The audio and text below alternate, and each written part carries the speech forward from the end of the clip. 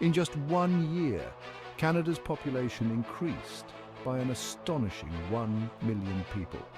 That's roughly the equivalent of adding another city the size of Calgary.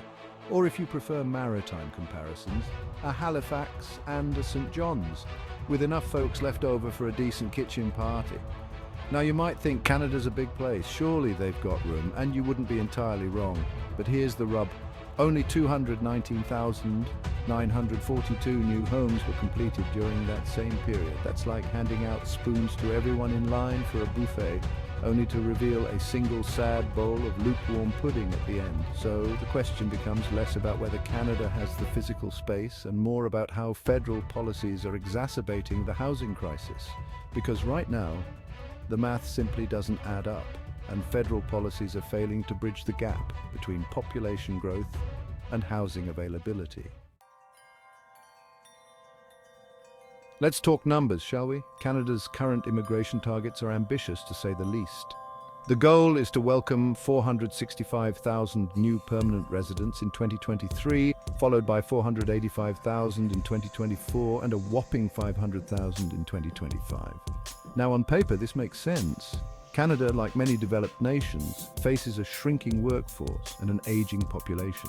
Immigration is seen as a key solution to address these demographic challenges, injecting much-needed youth and skills into the economy. However, there's a rather large, moose-shaped elephant in the room, and its name is housing. This influx of newcomers, while beneficial in the long run, puts a tremendous strain on an already strained housing market. It's like inviting a whole bunch of people over for a potluck, but forgetting to tell them there aren't enough chairs, let alone plates or forks. Now, in fairness to Canada, the government isn't completely oblivious to the housing crisis. They've introduced initiatives like the Housing Accelerator Fund, a $4 billion program designed to, you guessed it, accelerate housing construction. On the surface, it sounds promising.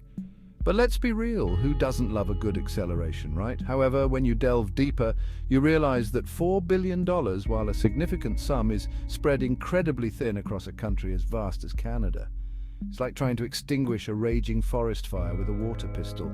The fund aims to create 100,000 new homes by 2024 to 2025, which, let's be honest, is woefully inadequate compared to the actual need. Critics argue that the fund is a band-aid solution, failing to address the root causes of the housing crisis. With the housing market already overwhelmed, this initiative barely scratches the surface of the problem. It's no surprise that Canadians are feeling the pinch. The dream of home ownership is becoming increasingly elusive, particularly for younger generations. Rental markets are also feeling the strain, with vacancy rates plummeting and rents skyrocketing. In cities like Toronto and Vancouver, finding an affordable apartment feels like winning the lottery, only you're competing against thousands of equally desperate individuals. This housing crisis has sparked outrage and frustration amongst Canadians, leading to protests and calls for government intervention. People are tired of being priced out of their communities, tired of the endless cycle of bidding wars and rejections. They're demanding solutions, not just empty promises. So, how do we bridge this chasm between housing supply and demand? Well, it's going to require a multi-pronged approach, kind of like a very complex, very expensive cheese fondue. Firstly, we need to ramp up construction, and I mean significantly.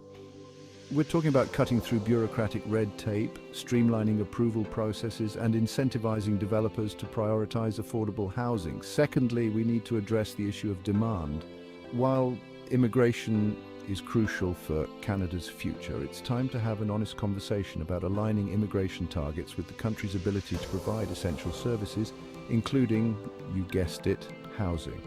Finally, we need to explore innovative solutions like co-housing initiatives, repurposing existing buildings, and promoting more diverse housing options beyond the traditional single-family home. The situation is dire, there's no sugarcoating it, but it's not hopeless. Canada has the resources, the ingenuity, and frankly the responsibility to address this crisis head-on. This isn't just about numbers on a spreadsheet, it's about real people's lives.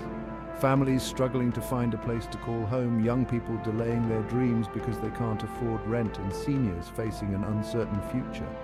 It's time for our leaders to show courage to make tough decisions, and most importantly, to prioritize the well-being of their citizens. The longer we wait, the more insurmountable this challenge becomes. The choices we make today will determine the Canada of tomorrow. Will it be a country where everyone has a roof over their heads, a place to feel safe and secure? Or will it be a country where only the privileged few can afford to live comfortably? It's time for solutions, not just statistics. What do you think should be done?